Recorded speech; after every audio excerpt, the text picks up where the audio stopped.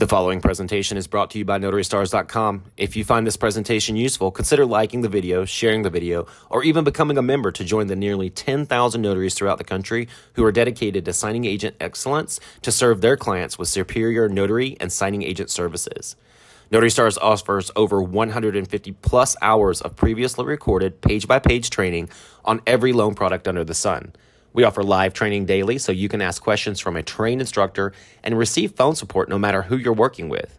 This particular mentor replay is absolutely free and open to all notaries every Monday, and we hope that it encourages you to one day join the movement to hold signing agents to standards above monetary compensation and strive for signing agent excellence. Hey everybody, thanks so much for joining us tonight. My name is Beth Hassage. This is Notary Stars General Mentorship. Today is Monday, August 28th, 2023.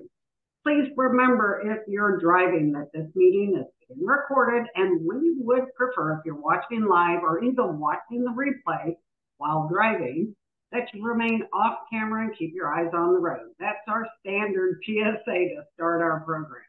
We care about your well-being, and you can always come back to our replays on YouTube channel anytime you wish. And if you subscribe on our channel, you'll get notified when we post fresh new content, like replays of this session each week. Ronnie will be posting the link to our YouTube channel in the chat, so you can subscribe today if you like. This weekly mentorship is held every Monday at the same time, 5 p.m. Pacific Standard Time, 8 p.m. Eastern Standard Time, and it's all about you, the nationwide notary community.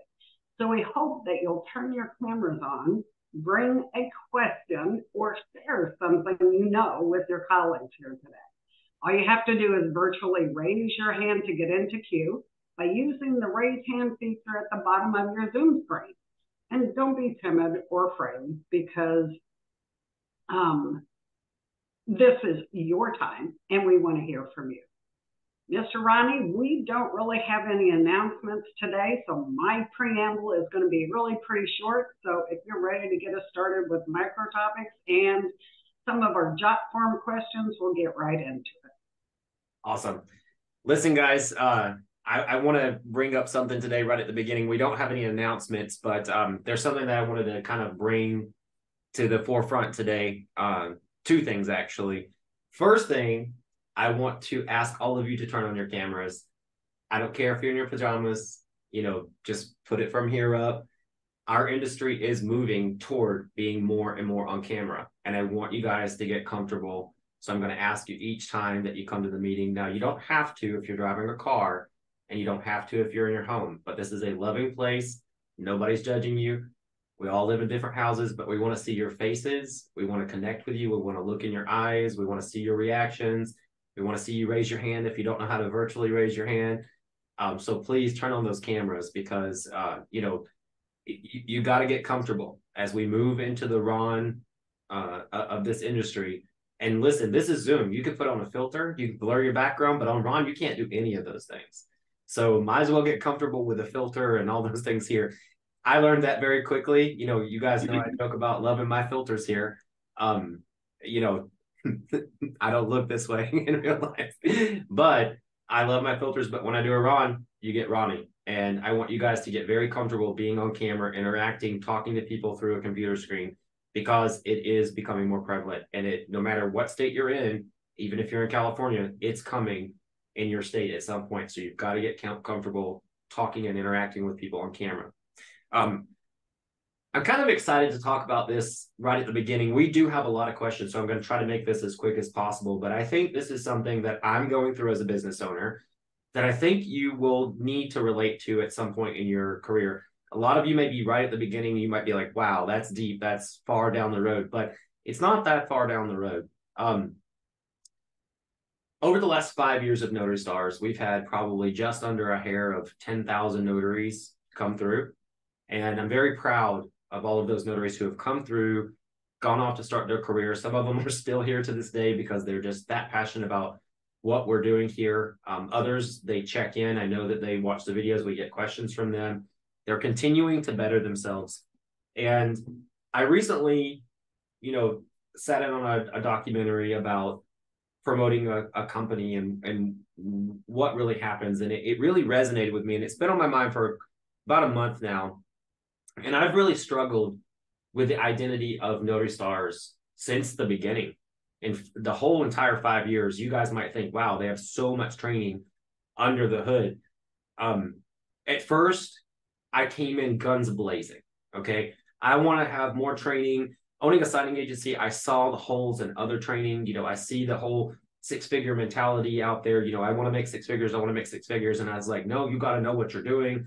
And I've evolved as a trainer and as a platform. And I started this platform with wanting the most training. Then I wanted to offer phone support no matter who you were working with, if you were a member. And then I wanted to add live instructors, and we've gotten all that stuff. And now I don't think that there's anybody that can rival what we have under the hood here. And in terms of loan signing and stuff, I'm very proud of that. But I've also been struggling with the identity of Notary Stars. And I sat in on this seminar and it said, Coca-Cola doesn't sell you Coca-Cola. They sell you friendship. They sell you a good time at a theme park. They sell you this emotion. Mercedes-Benz doesn't sell you, it doesn't sell you, cars or like a car. They sell you a status. And it goes on to say what each one of these products sell. They don't sell you actually their product. They sell you an emotion. And I was thinking about this, like, wow. And, I want to bring this to the forefront because if I'm honest with anybody, I'm going to be honest with you guys. When it says welcome to Notary Stars, when you sign up and it says welcome to the Notary Stars family, it means family. So this is a dinner table conversation for me, literally, because it's dinner time and I'm hungry. But this is a dinner time conversation. And I want you to know that this applies to your business too. When you walk into a title company, what are you selling them? Now, there's all the I make six figures courses, and I'm not pinpointing any single one, but we all know that there's a lot of them now. I make six figures. And I thought, well, what are Notary Stars selling? Like, what are we selling? What are we? We're all about training. We're all about this. And we have these logos that say, I took 150 hours of training. Well, what does that mean? And now I've got it. And I want you guys to take it into your business as well. We're going to start making merchandise for you guys to help market your businesses. And ours is not going to be, we're six-figure notaries. Our tagline for Notary Stars, everybody that comes through our training, is, I am dedicated to signing agent excellence. We want you to market yourself to a title company. We want you to walk in the door and let them know, I am dedicated to signing agent excellence. And we want you to put our logo and your logo together and all the other logos. But when they look down at your resume and they say, well, what did you learn here? You learned to be an excellent signing agent. You learned to be an excellent notary. You learned customer service. We're going to start helping put out resumes, real merchandise, right? Things that you can download, a downloadable resume to help you guide you what you should have on it. We're going to start helping you with business cards. We're going to start helping you with pens that you might want to buy that would have a great message. Because when you walk through the door of a title company, let me tell you something. Most escrow officers don't make six figures. So you can't use that as your tagline when you walk through the door because they're going to already be jealous of you. So we want to kind of reinvent that conversation that notaries can be having and say, what am I providing you? And you're going to provide signing agent excellence. I think it's really important that we start this journey. And I feel so happy that Notary Stars finally has its, in a summary. I mean, we have our mission statement, we have all these things, but now we have a real true summary of what we represent. We can actually help you with your business, and you can change that too. But I think it should be the base of how you're representing yourself when you walk through the door. It is what I've always done, but it has been so hard for me to put it into words. And I know it will be hard for you too. So you can borrow from that, as a Notary Star when you walk through the door at a title company, because let's face it, you can't wait around for 5 years to come up with a tagline for who you are as a signing agent, right? But you can borrow from a better sound. And I will tell you, and I am going to call it out. When you hold up two side by side, if you have a resume and one says, I'm trained to make six figures, and the other one says, I'm dedicated to signing agent excellence, which one are you going to pick? You know, it's a different conversation. And sure, we all need to know how to market our business. And a lot of those courses are great for marketing. But what we do here at Notary Stars is we train excellence. You know, we train you to be good at your job, to be confident in your job. And we want you to be able to sell yourselves after. Now, I do have a marketing course and all these things, but I still learn things every day. So I want to bring this to you guys. We're going to start doing things. So you'll notice Beth and I have this little star in our background here. And this is going to be the first thing that we would love to see. For those of you that do turn on your cameras, I'm putting a link into the chat right now. We would love for, I see Kirsten's got hers up there. Is that an actual one or is that made onto your background? Hold on. It's Canva. Okay, so you put it in on Canva. Okay, we would love for those of you that have, you know, the ability. It's $12.99. We want to see that light shining in the background because we want you to shine. We want you to turn it on no matter what meeting you're in, you know, whether you come to general mentorship or if you're in a class. If you have it on, we would love to see that light shining in the background. I don't know if Miss Beth actually has hers on or not because she leaves her lights on, but I'm playing with a blue background today. I've noticed a lot of YouTube people have like different colors going on in the background. I'm trying something new, forgive me. But we would love for you guys to shine your light and shine it really bright. And so that's going to be the first of our unofficial merch. But Gloria and I have already had a meeting today. We're going to start working on things that we can provide you under the hood now to market yourself with the right language. And that's going to be available to everybody, not just my marketing level. You know, we'll have those things where you can purchase them with things that are going to mean something when you walk through the door or when you walk away, that they have something that says, wow, okay, they're dedicated. You know, that's a big word. I'm dedicated and excellence. That's two very, very powerful words there. With that said, that's all I wanted to talk about today. And I want to go right into the questions. Now, guys, if you brought a question here today, please virtually raise your hand to get into queue. A lot of you wrote in some really great questions on the form. Some of these are actually overlapping from last week because we ran out of time, but please, if you brought a question, get that hand virtually raised because we only have an hour together each week. The first one comes from Miss June, and sorry we didn't get to this last week, but she says, I've been researching hashtags, but I can't seem to get an answer.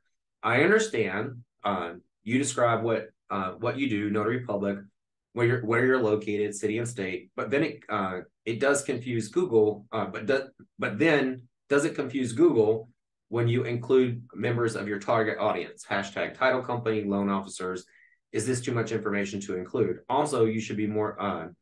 Should you be more specific to include the county, city or county? This is a really great question, and I talk about this in my marketing course. So with hashtags, you're not going to confuse Google because it's not going through the Google algorithm in order to reach your target audience. It's going through the platform that you were going for.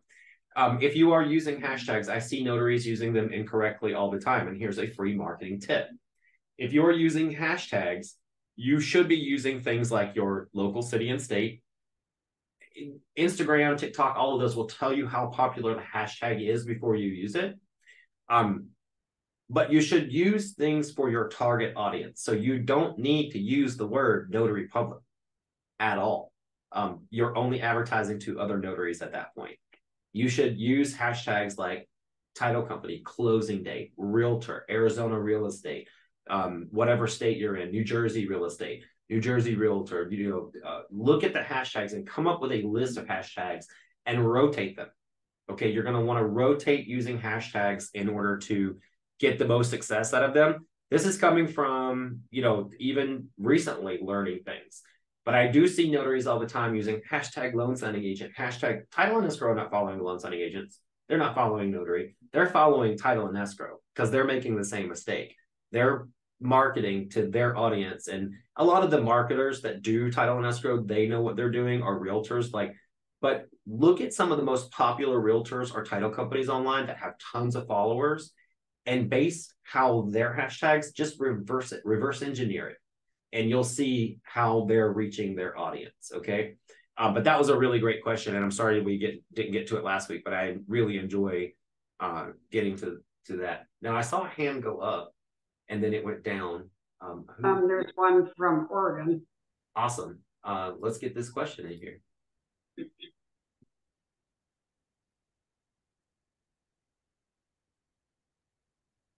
There we go. There we go. Hi there. I just signed up with you yesterday, and Welcome. I have a question about the listing when you go in and you're filling out your listing information. Mm-hmm. I didn't see, I mean, I took the NSA certification and I took the NNA certified education. I'm certified in both of those, but I didn't see it on there to check for my profile.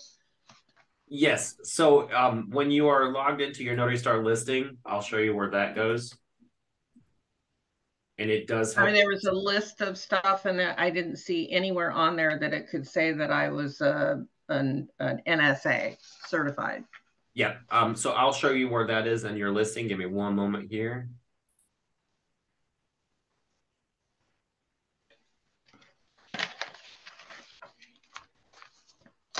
So under your listing details, and I'll use this. I'm actually just using someone's profile that I was working on. So when you're logged into your edit listing, you're able to add all of these links here on your profile. And then when you go into your additional information, so let's go to listing details. You have all of these ability to add these, and you can add your signing agent profile here. And your signing agent profile is going to link out to the NNA that shows that you're approved with them and that your background check is currently up to date. Okay, so that's how you do that. Mm-hmm. And I noticed also that it says once you're through all the modules, you will be able to take an exam. I don't know where to find the modules. I haven't been able to figure that one out either. So we don't have an exam, but oh, I saw on one of your YouTube videos it says you got 25 questions and it's not a big deal. That might be the NNA test, because I would say that, but we don't actually have an exam. We have ongoing training. And so these are the modules here. So under your Notary Star members training, this is your entire journey here. So modules 1 through 6 are what you really want. Okay. So you start your training there and then you just follow it down. Okay. Yeah, so you have access at the Notary Star level. You have access to this. And if you're doing Ron, we highly recommend you take our Ron training as well. You'll have access to those. Okay. Sounds good. Awesome. Where in Oregon are you located? Portland. All right. Well, we got another Portland, Oregon notary in here now. I saw that. Hi, Rod. All right. Was that your last question? That was. Thank you very much. Thank you very much and welcome. All right. Our next question, Ms. Beth, do we have any from the chat that came in before I go to the next one on the jot form? We do not have anybody on chat. So jot form is two more old ones, and then we can get to this week. Perfect. The next one that came in that I really wanted to get, because I know that this is a question that is often asked, and this came in from Anthony Sorrell. Sorry we didn't get to this last week. It says, I live in Georgia, which is an attorney state. How can I benefit from your program? So first of all, when you're an attorney state, you still can conduct loan signings. And that means that if the property and the transaction is not located in Georgia or in the state, let's say they have a second home in Florida, you can still sign those documents and there's no attorney needed. You should be able to sign up with signing agencies, and lots of people, depending on where you are in Georgia, if you're in the greater Atlanta area, lots of people are going to have second homes that are located in other states that do not require an attorney for closing. So you're only in an attorney state. When you're in an attorney state, a closing only needs an attorney if the property and the transaction is located within that state. So when the opportunity comes for signing, you are going to need to know how to do that. Also, lots of attorneys in attorney-only closing states send out notaries to do. Some states only require that the notary be present or on the line. Georgia is one of those states where attorneys can actually send out a notary and be on the phone. I've done plenty of closings for Amrock where we phone in to the attorney in Georgia, and then they just go over a few of the documents, and then we literally do the entire job. So knowing how to conduct a closing, because remember, we are not point and sign notaries. We give a general description of the document. We understand where and how they're supposed to sign it, and we also know how we're supposed to execute it. An attorney can only do so much for you over the phone, and when you're sitting in front of the person, you're going to need to know how to conduct that signing and just rely on the notary. And Miss Beth, you had said something earlier to me when we were talking on the phone that I really wish I could get verbatim, but we talked about point and sign notaries because there is a following out there of people that say, well, I'm not allowed to describe documents. Well, then you should not be a loan signing agent. If that's your philosophy, what's the point of even saying you're a loan signing agent? You're not a loan signing agent if you do that. There's no title of company or escrow officer in the country that's going to endorse you saying, I can't explain the general description of this document so the signer knows what to sign. And plus, being a notary, you kind of need to know that they understand what they're about to put their signature on. I mean, otherwise you don't know if they understood the document or not. So we are not point and sign notaries. So no matter what state you're in, if it's an attorney only closing state, you still need to know how to conduct signings. And I know that there are people out there that will say different, but I just don't see it. I have clients, 350 clients all over the country for Unlimited Ink.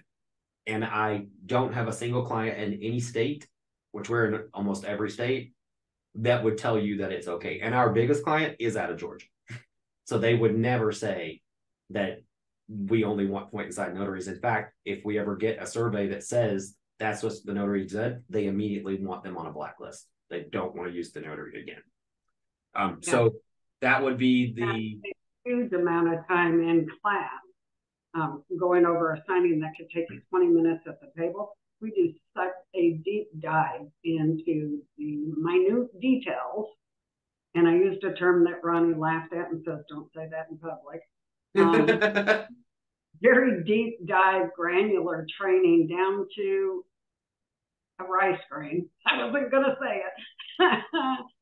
So that you understand what the product is and how to present it. And for some people, I mean, it's not a class for the faint of heart. If you want to actually learn not just how to present, but what these loan products are, that's what's going to give you the cheat code. That's what's going to give you the leg up on being able to find answers in the documents and point to them so that you're not spending every 20 minutes making a phone call to title or making a phone call to the lender because you tell the signer, I'm just the notary. I'm not allowed to answer that. That's BS. Every question your signer has at the table, you should be able to find in those documents. And if you know the product, like we teach you to know all of these little twists in all of the files, then you'll know where that answer is and you'll just effectively and efficiently and confidently breeze right through that signing. I have to say it this way too. One of my favorite questions to ask signers is at the end, do you have any questions? Because I can probably show you in these documents where it's located because I'm so confident with knowing the documents that if they ask anything, I can show them where it is. I think a lot of notaries misconstrue that if you show them where the information is, fact is fact. What is my interest rate? It's located right here. What are my payment terms? Did they get my payoffs? This is what they're paying off. Knowing how to navigate that file and answer those questions. Travis and I always tell the notaries, call us for everything because title and escrow, especially a busy one office, does not want to usually pick up the phone for little questions like that. We tell all of our notaries and our signers at the tables, we can pretty much assist you with anything except for vesting or figures. When it comes down to this interest rate is wrong, this is not the right amount that I was coming in with, those are really things you have to go to title for. But other than other than figures or vesting, you really should be able to show them in the documents where everything is located. When it comes to figures, you don't know where they come from and you don't know how they arrived at that. So therefore, it doesn't matter if you show them the figures, you can't explain those to them. So sure, we call title, we get or the loan officer, get them on the phone. And if it's vesting, that's also title's department. You can't determine how they should be vested in that property. Although some title companies send you a little like a deed that says check how they want vesting, you can't guide them either. And they have to choose how they want to be vested on the property, but that's a conversation for another time. I'm just marking this one as checked. Miss Beth, is there any of the ones that you want to go over before we go to the next one? There is one from the 27th that came in. That would be for today from Kelly. Okay. You want to read that one out? This one says, I am a newer signing agent, but continually gaining so much knowledge, compliments of the Notary Stars training. With that knowledge, I am so much more confident, thanks to Miss Beth. You're welcome. My first seller package was at the buyer's real estate office. The seller and I met there for the signing. So she had the seller sign it side of the package. After the documents were completed, the buyer agent started to take pictures of the documents. I took him aside and inquired as to the appropriateness of this.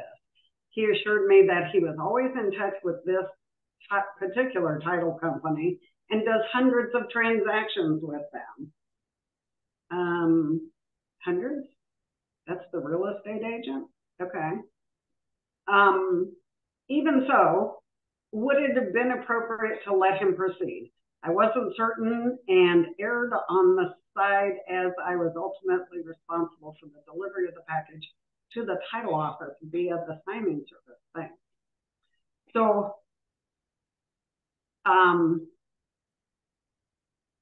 I would tell you that real estate agents almost always have access to the documents in the package, both sides, okay?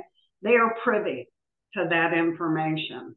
Sometimes it's restricted to their client only, right? So now this is the buyer's real estate agent taking pictures of the seller's documents. I think probably it's not our place to allow anyone to take copies or pictures of documents in our possession, period. If he wants copies, I would have directed him back to the title company, and I would have said it maybe a little more gently than what I just said it just now, but I would probably say something like, okay, well, I am really kind of burdened with the responsibility of keeping private information private.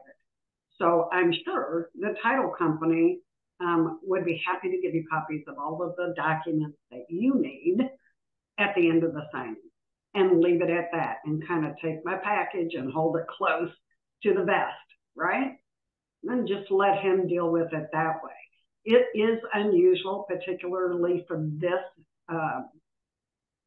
real estate agent, to be taking pictures with his phone, because we know as signing agents, we don't want to take photos of anything with our phone, because now it is possible that that file or that page gets uploaded to their cloud backup. Now it's not private anymore. That could be hacked. Things could happen. So you just don't want to allow anybody outside of your focus, the seller and you, to have access to those documents. If he wants copies, he can get them from the title agent. So I don't know if Kelly is here today, if that helped to answer her question. But that's the way I would handle it. I'd like to put 2 cents on that, if I may. To me, that goes back to Signing Agent 101, which, as Notary Stars, we all know we're a little bit more advanced than Signing Agent 101. And that is one of the number one questions on the, actually 2 of the questions on the NNA signing agent test, about leaving documents in your car or if your husband offers to print the documents on the way to a signing, Yeah. not even your husband can see those documents. You know, if you're a female, and I'm not even going to get in that conversation, your spouse can't see the documents. I understand that a realtor, and this is how I would explain it. I understand that you're the realtor in the transaction, just like Ms. Beth said. I'm sure the title company would be able to provide, you know, any documents you need directly to you. However, as the notary, I am contracted, because if you're working for a signing agency or a title company, you are contracted to not share those documents. You may not be able to read every single contract that you sign, but I guarantee you it is in there on every single one that you sign. So you are, I would just say, I'm contractually obligated to defer you to title for a copy. And that it leaves it at that. Realtors, if anybody, and I know we have some realtors in here, understand contracts because they make them with their signers all the time. So if you have a contract, you cannot break a contract, you can get in trouble. Goes back to a notary recently who accidentally emailed a document to someone. She's now paying 7 years credit protection, and the signer asked her to email the document to him so he could print it. She accidentally emailed it to someone else's email address, and then they got a little worried. And this all happened at a table, but we aren't allowed to email or share documents. So you got to just live by the contracts that you sign. There will be people who pressure you, and there will be a realtor out there who pressures you and says, oh, I've done hundreds, and don't worry, I've done, this is my job. You know, I respect that you've done hundreds, and thank you, and I want to work with you a lot, but I have a contract. Contract puts it down, and when you say I have a contract, that's it. And you'll see actors in Hollywood all the time. It's not in my contract. Can't do that. It's not in my contract. So take a page from some of the most successful people in the world. It's not in my contract. Can't do it. So Ronnie, you do have a question in the chat. Sure. This is from Anissa. When Google suspends your listing, how do they notify you? And they usually don't. And I received a text, and I don't know if it's legit. Well, if you received a text message, it doesn't sound like it would be legit because Google doesn't text people. So it would be by email, but you can always check by logging into your Google My Business listing. And this is a good time for me to plug. If you've been suspended, on the home page of Notary Stars, I did a free video on how to get your Google My Business set up and what to do if you are suspended. So it takes you through if you're suspended. So first, you would go to your Google My Business listing, just check in and see. It will either say verified, disabled, or verified or disabled. If it says disabled, then you would start the process and you click on the button, and I tell you exactly what to do in the video on how to get it re-enabled. Perfect. Thank you. How about another question from Jotform for you, Mr. Ronnie? Sure. And before we do that, you guys, we have almost 100 people on the call right now. If you brought questions, get those hands virtually raised because we want to hear from you. Like, we want you to bring questions in too. But go ahead, Ms. Beth. What's the next one you want to go for?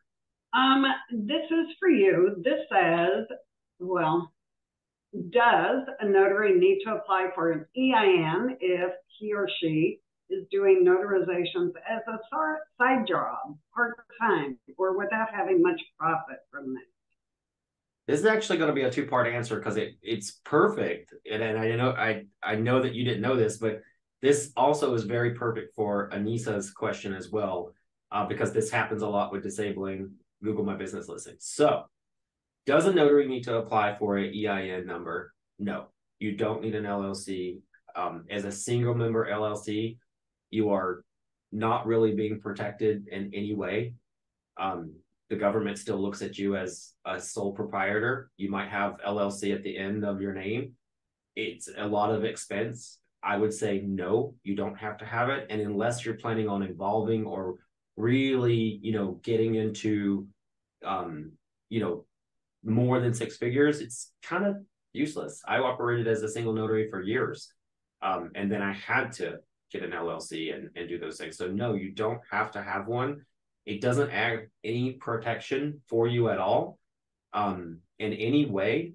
It just gives you an entity and an EIN number, so you're not using your social as much. That's the only benefit, but most of the companies you're working with are fiduciary companies that are not going to steal your information because, you know, they're just not. So I would say no, you don't have to have one. Now for Google My Business, if you want to use a company name other than your name, you will have to have an LLC form because they will ask you to prove when they disable your listing that you have a bill in that LLC's name or a lease in that LLC's name. That's how you would get that listing restored. So if they disable you for a reason saying that you, like when you create a listing, you might for a little while have a business name that you are faux using that's not a real one. They will eventually ask you to prove that business name. Otherwise, all your Google My Business should be your name, comma Notary Public, and even that can get pulled down by Google, and you will need to prove that you are you, usually by giving them your driver's license, and then also sending them a copy of your commission saying, I'm appointed by the state, and you not allowing me to have a listing here is actually hurting the community. They'll reinstate it right away.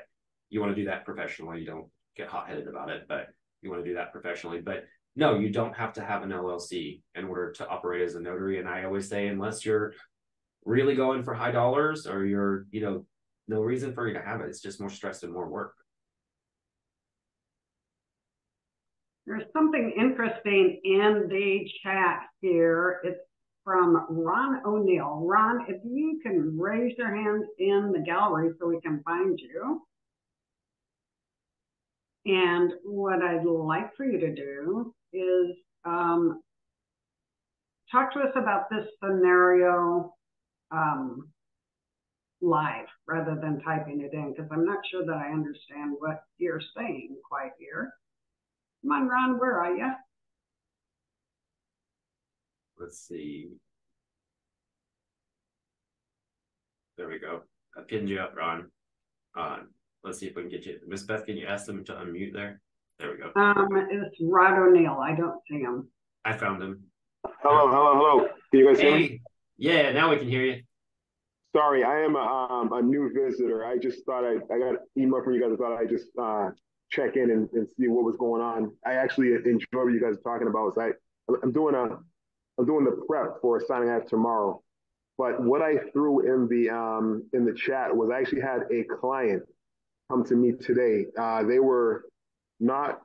I might have did this incorrectly, but I did not communicate with escrow at all. The client reached out to me through my Google listing and said they had a property in South Carolina that they need their buyer's package notarized. They were my client. They requested a copy of the docs. Since I was not working with escrow at all, I know the docs. I didn't have any questions for them. Since the customer who the docs were mailed to them, they requested a copy of the docs. I asked them to give me a password, a secure password, 8 to 16 digits on a piece of paper. I then encrypted the scans of because they were in communication with their lawyer. I was not in communication with the lawyer or the title or escrow. So their lawyer asked for a copy. So I told him, if you give me a password, I'll encrypt the documents and I will email them to you, and then you can handle that. I consider 8 to 16 digits with a special character to be pretty secure in email. What's your thoughts on that?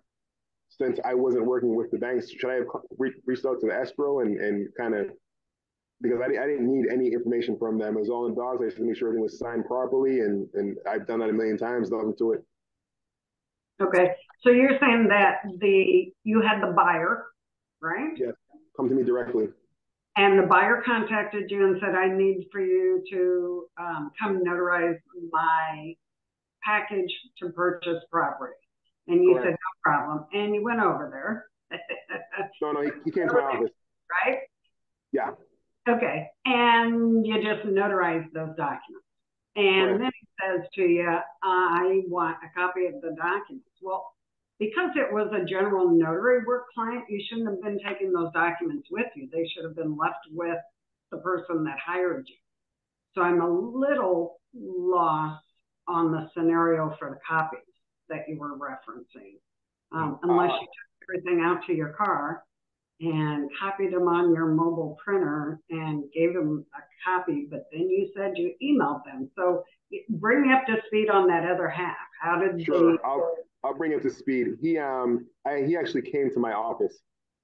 Okay. I have an office. So as a service to them, what I also offered, because their schedule was so busy, and the escrow, I think the escrow company was actually, they're a little bit messy because they did not include a label. So I had to print them a label, and part of my service, I'm a full service notary, I consider myself.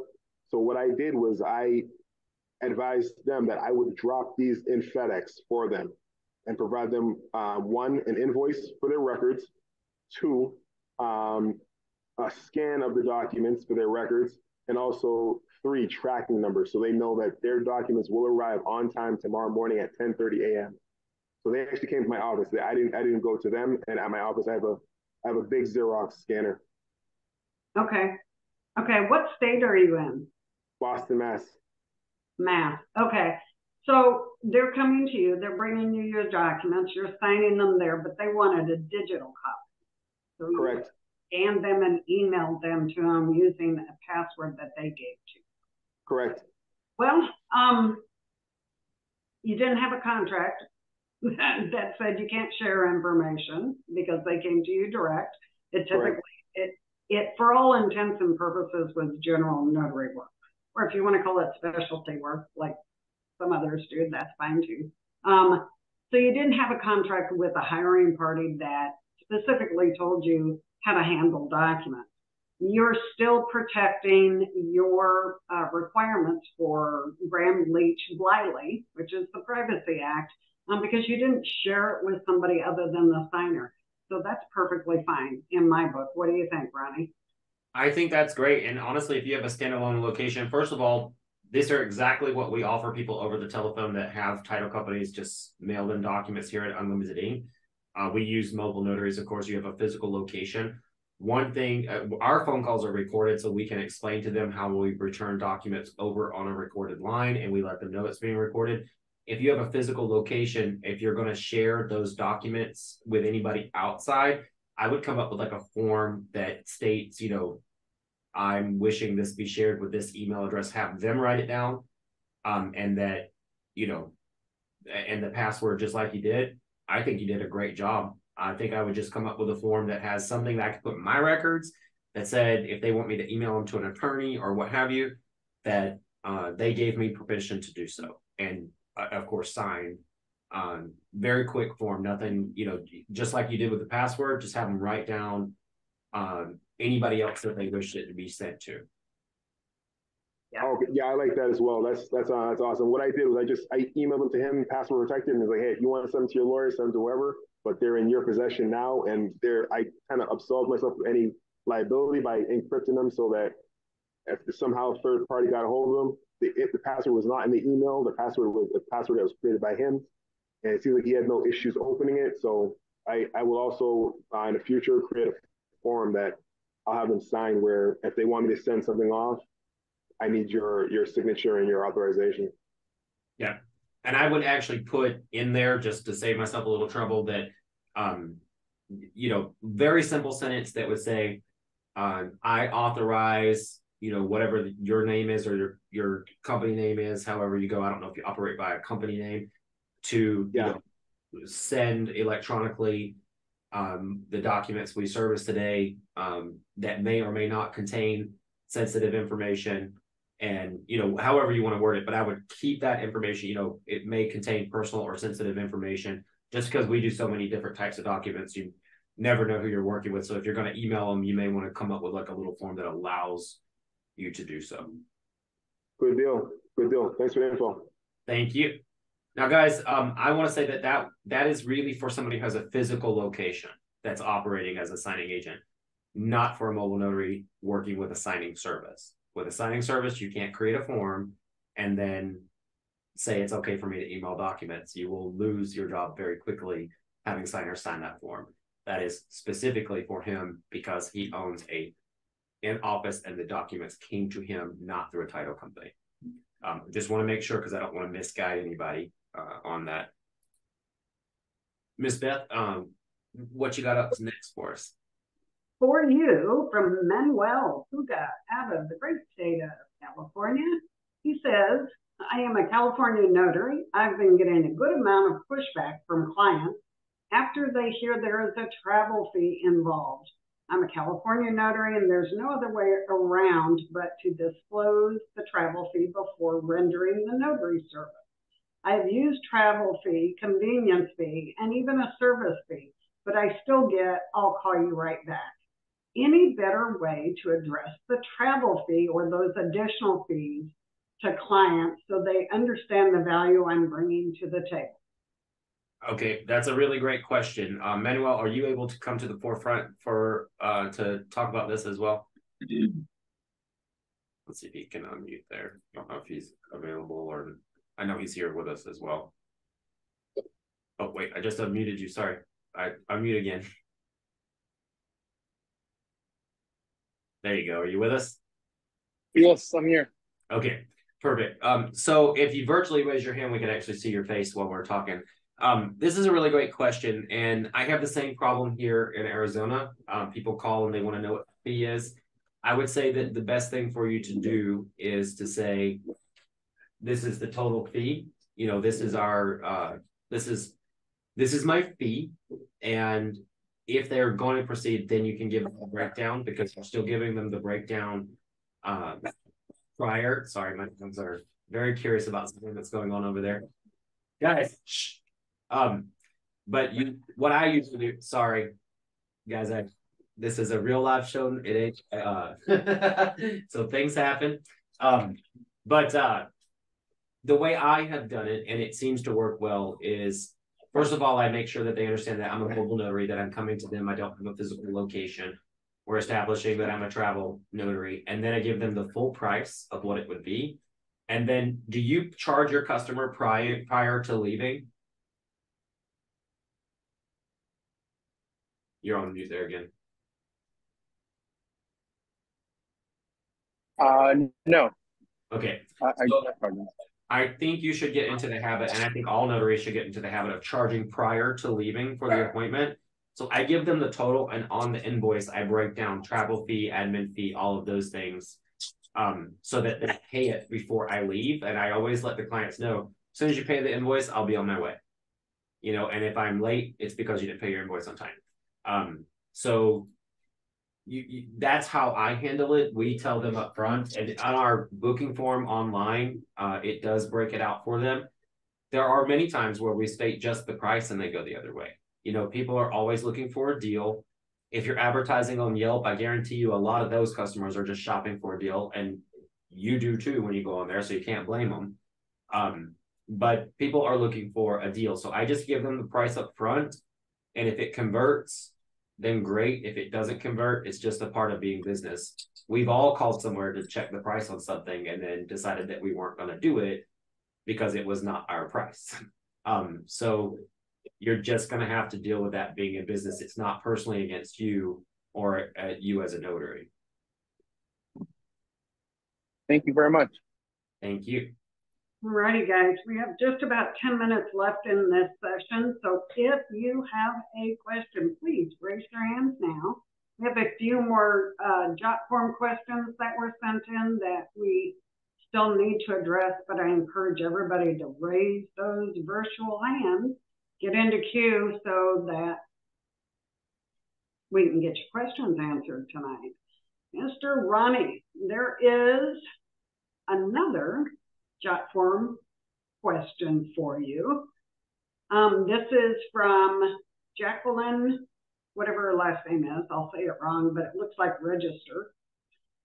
She wants to know, is there any difference between doing a loan signing online and in person, apart from the obvious?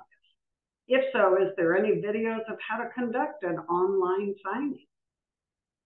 You know, yes and no. Okay.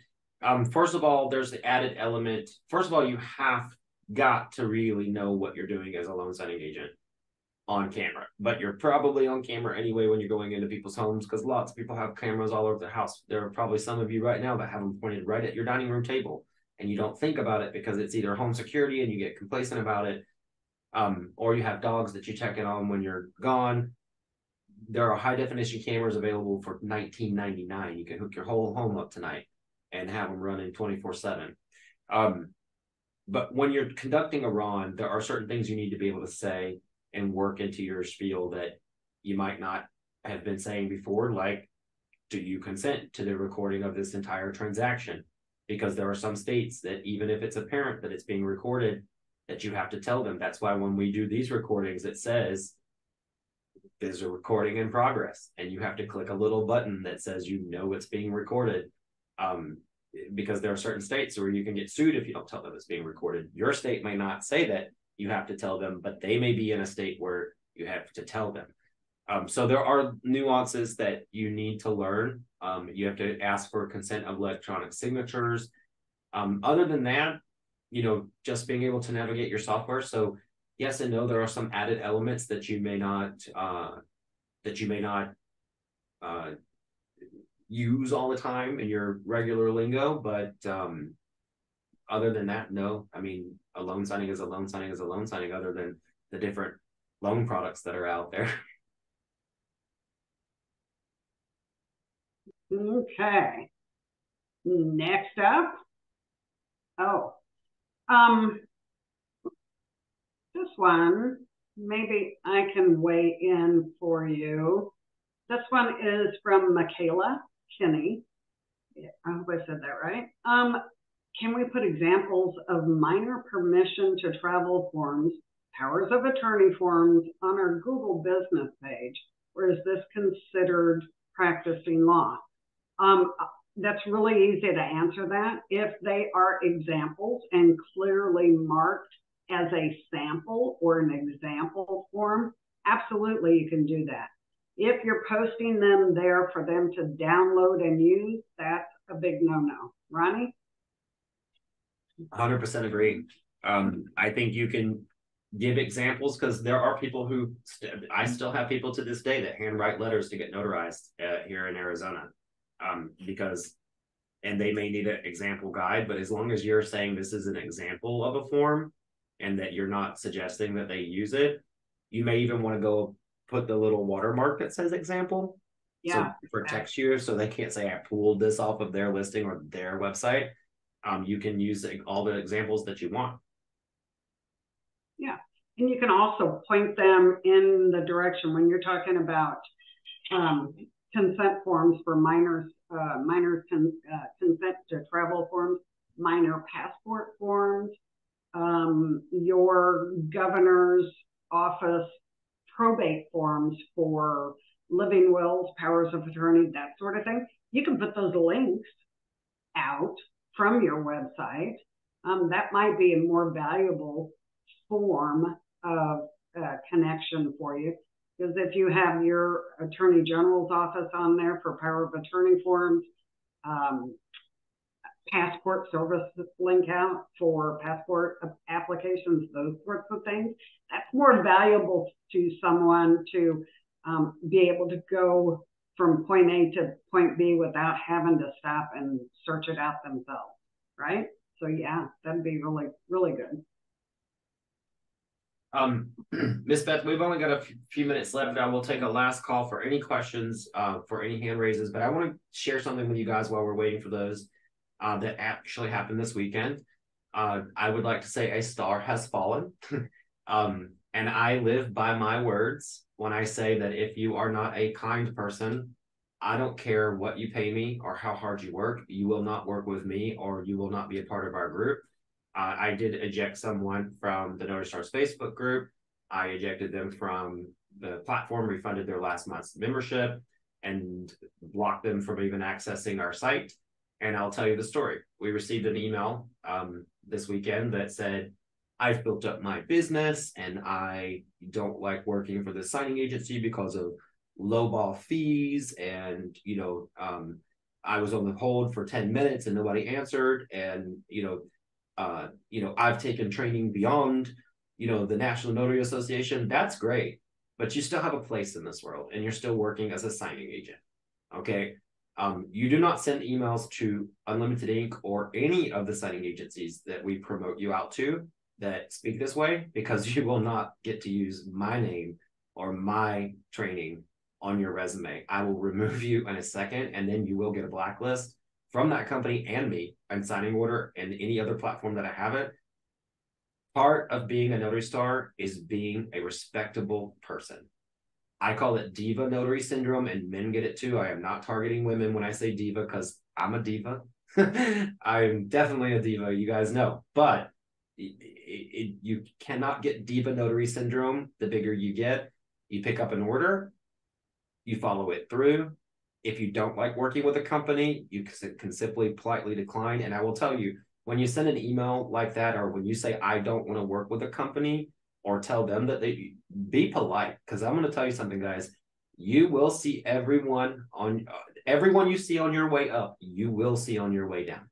I promise you this, and I learned that the hard way in my early 30s when my first company went bankrupt and I had to tuck my tail between my legs and things didn't work out.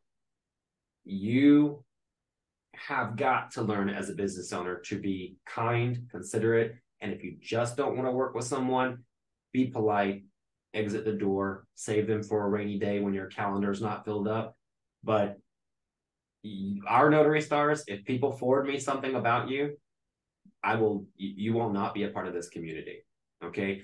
You can have your own business processes, but be polite about them, because I do not endorse people who are rude. I will not, I never have, and I never will. You know, if you have that problem, you just cannot be a part of this community.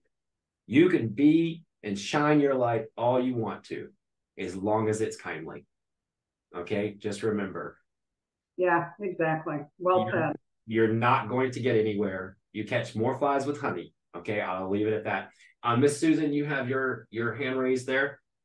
Yeah, just quickly, kind of going back to what Ms. Beth was talking about, as far as documents, making them accessible to the customers. Is it okay to put a link like to something like Law Depot or something like that on there where they can find the documents? I know she said like the Secretary of State site or whatever, but I didn't know something like this would work also. I've always kind of shied away from those third-party document preparers, like, you know, Law Depot, or, I mean, goodness, I mean, if you wanted to stretch it out that far, you could go to Staples and put their link on there, because they have some legal documents on there. And it's going to be your personal preference. The rules still apply, Susan, but now you're moving out of your government offices and into the private sector, and that could present a risk. Okay. I absolutely hate those Office Depot power of attorney and Staples power of attorneys. I'd like to weigh in on this as well, because I do have them on Unlimited Ink Notary's website, and I do have them on the Arizona Mobile Notary's website, and I do have them on other websites as well. And I do talk about this in my marketing class as well. We are in the age of affiliate marketing, and Law Depot does pay a commission for those who you bring. Now, we have in the Arizona Mobile Notary's website, which I used in class, we have Law Depot and the state of Arizona. We say, hey, the state of Arizona has free forms. You can also purchase them from Home Depot, or you can go to an attorney. And we make it very clear in the language, number one, that we get commission if you buy those forms, but you also need to check with the receiving party if you purchase a power of attorney. As long as you're not saying, use this form, you know, specifically, you have to make it very clear that this is a suggestion, and give them more than one suggestion. Here are 5 valuable resources that you might be able to use. You know, here are 5 ways to skin this cat, but you have to make your choice. As long as you make that clear and concise with the consumer, you are not guiding them. You are just giving them where they can find information, and that is factual. It is a fact that you can get it here, or here, or here, or here. When you say, use this form because I like to notarize it, that's where you have a problem.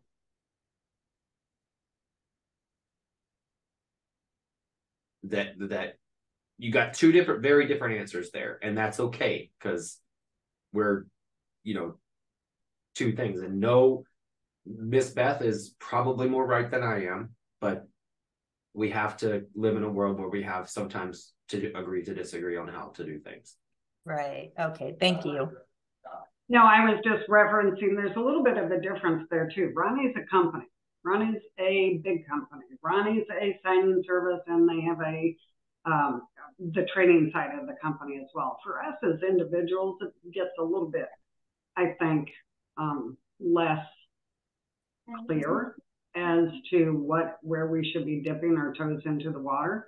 And that's the only reason I say that. When I move outside of those state and government offices, I get just a little bit more leery, because if they come back and they say, Law Depot made this form for me, or Karen's paralegal service made this form for me, and it was totally wrong, and I didn't know it, and I'm suing everybody in sight. That's also going to include Susan, because Susan is the one that gave her the reference in the first place. And it always happens that way, right? They will sue anybody remotely associated with it. Now, you may be discounted way early in that process and can go skipping down the road, happy as a lark, but sometimes you get dragged into it and spend a lot of money before that happens. Right. Okay. Yeah. One more question, Ronnie, and then we're 3 minutes after. So do you want to take this last one? One more question, and it's time to eat, guys. I'm so excited about that part of my day. Miss Beth McGee, we're ready for your question. Thank you. I just wonder, is there a way to search the Notary Stars website? Because there's so much stuff on it, and I know that I've seen a video of this or this, and I want to go back to it, but then I go through the menu, and there's just so much. So you can search the blogs for the training, but the training tracker should be able for you to find where the predominant parts of the videos are. Oh, okay. You can also search our YouTube channel. If it's a free video, then you'll be able to search on the YouTube channel. Just go to our channel and then search for the topic that you're looking for. But under the training tracker would be your way to locate any videos that you're looking for. We also have a table of contents that is there. But the problem is that the way the site's built, you can't. The free stuff is searchable, but the non-free stuff is not searchable. Because if we made it searchable, then it would just come back and show everybody all the topics of everything they can't have access to. So It would be very frustrating for any onlookers, because we want to have a lot of the free stuff available for notaries, for those who either can't afford or not ready yet, or all of those things. We want that free stuff available for them. But then the hardcore training, the military training that we do, we want that to, have a journey in itself. So I would say the training tracker is going to be where you can find it the best. Okay, I did print that off, so I'll dig that out and take a look and see if the video that I'm looking for is there. And the digital version of the training tracker is clickable. So it's hyperlinked. So if you have a digital version of that, you download the PDF. If you click off of that PDF, it should take you to the page that you're looking for. All right, I'll look at that. I'm an old lady paper copy kind of gal, so I always have to have an extra printed copy. So thank you. Thank you. I appreciate you taking my question. No problem. All right, everybody, the time has come to say goodnight. Whether you are in your pajamas or you're stuffing your face, please turn on those cameras for just a moment. This is kind of like at the end of church, you go around and you shake hands, you give a little hug, we do a little wave. Thank you for spending your Monday with us. I appreciate all the questions that came in on the Jot form. Please keep those coming, because it really gives us a way to kind of queue up a great conversation for each Monday, but also bring your questions live. But if you are not naked and you are not stuffing your face with a sandwich right now, please turn on those cameras and let's give our signature wave. Wave to yourself, wave to those future notaries, wave to the notaries who couldn't be here tonight because they're working their rear end off at end of month. And Miss Beth, how do we say it here at Notary Stars?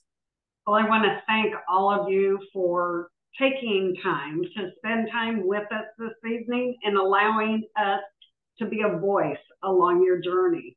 Ronald Reagan said once We can't help everyone, but everyone can help someone. So just remember, be kind. Reach back, grab a hand of another notary. Maybe they're struggling. Take them along your journey and help them out. Thanks, guys. Have a good evening. Good night, everybody.